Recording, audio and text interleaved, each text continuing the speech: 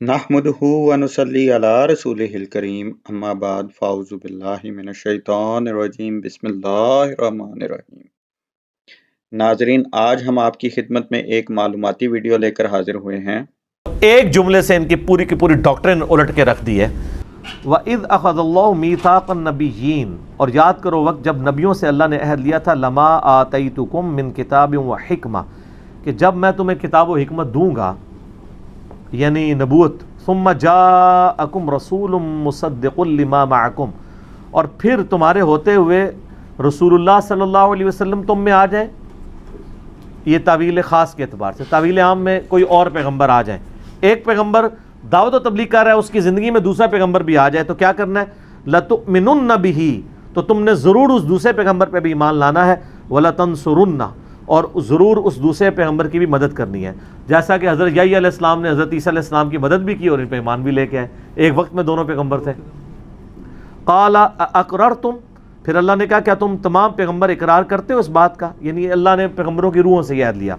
وَأَخَذْتُمْ عَلَىٰ ذَلِكُمْ إِصْرِي، اور اس پہ میرا بھاری ذمہ اٹھاتے ہو؟ قَالُوا أَقْرَرْنَا، انہوں نے کہا ہم اقرار کرتے ہیں اللہ۔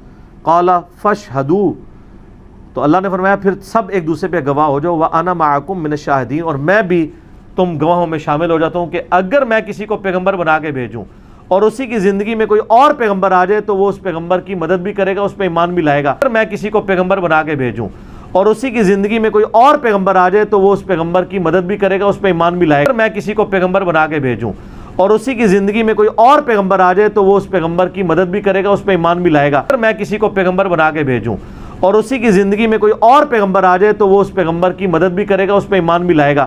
یعنی یہ نہیں ہے کہ وہ اپنی خانقاہ علیحدہ کر لے اور وہ اپنی خانقاہ علیحدہ۔ فَمَن تَوَلَّىٰ بَعْدَ ذَلِكَ، اور یاد رکھنا جو اس کے بعد پھرا میرے اس عہد سے پیغمبر ہو کے بھی، فَأُولَٰئِکَ هُمُ الْفَاسِقُونَ، تو پھر وہ شخص فاسق ہوگا چاہے وہ پیغمبر ہی کیوں نہ ہو۔ تو یہ ایک بڑا سخت معاملہ۔ تعویل عام میں تو اس سب کے لیے تھا، تعویل خاص میں نبی الاسلام کے بارے میں تو تم نے ضرور بھی ضرور اس پیغمبر پہ ایمان لانا ہے اور ان کی دین میں مدد کرنی ہے، اور اس پہ ایک دوسرے پہ گواہ ہو جاؤ، اور میرا بھاری ذمہ اس پہ تم اٹھاتے ہو، اور اس کے بعد اگر تم نے نافرمانی کی تو تم فاسقین میں شمار ہو جاؤ گے۔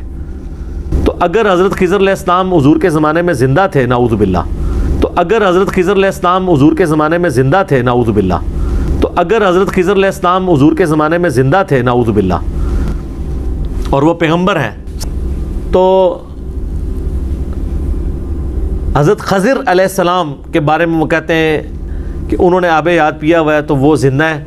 تو بھئی میں نے اس میں کہا تھا کہ نبی علیہ السلام کے زمانے میں اگر وہ زندہ تھے تو میں نے اس میں کہا تھا کہ نبی علیہ السلام کے زمانے میں اگر وہ زندہ تھے تو میں نے اس میں کہا تھا کہ نبی علیہ السلام کے زمانے میں اگر وہ زندہ تھے تو میں نے اس میں کہا تھا کہ نبی علیہ السلام کے زمانے میں اگر وہ زندہ تھے تو قرآن کی روح سے تو ان کو نبی علیہ السلام کی غزوہ بدر میں، احد میں، خندق میں، تبوک کے موقع پر آ کے حضور کی مدد کرنی چاہیے تھی، آپ کے سپاہیوں میں شامل ہونا چاہیے تھا، اور اگر وہ نہیں ہوئے ہیں، کسی ضعیف روایت سے بھی نہیں ثابت کہ وہ کبھی آئے ہوں یا آپ پہ ایمان لائے ہوں سامنے آ کے صحابہ کی موجودگی میں۔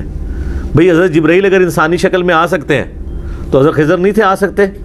بھئی حضرت جبرائیل اگر انسانی شکل میں آ سکتے ہیں تو حضرت خضر نہیں تھے آ سکتے؟ تو قرآن کی روح سے تو ان کی نبوت اور سب کچھ چھن چکا ہے، تو قرآن کی روح سے تو ان کی نبوت اور سب کچھ چھن چکا ہے، تو آپ ان کے بارے میں اتنا بڑا فتویٰ لگانے لگے ہیں؟ وہ ہے ہی نہیں تھے۔ اگر میں کسی کو پیغمبر بنا کے بھیجوں اور اسی کی زندگی میں کوئی اور پیغمبر آ جائے تو وہ اس پیغمبر کی مدد بھی کرے گا، اس پہ ایمان بھی لائے گا۔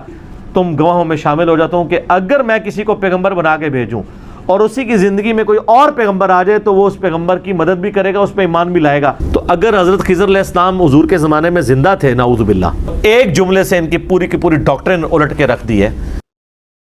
جی بالکل، ایک جملے میں ڈاکٹرائن الٹ کے رکھ دی گئی ہے کہ اگر حضرت خضر علیہ السلام زندہ ہوتے تو لازم رسول اللہ صلی اللہ علیہ وسلم پہ ایمان لاتے اور ان کی مدد کرتے، غزوات میں شامل ہو کے، صحابہ کے آگے پیچھے لڑ کے۔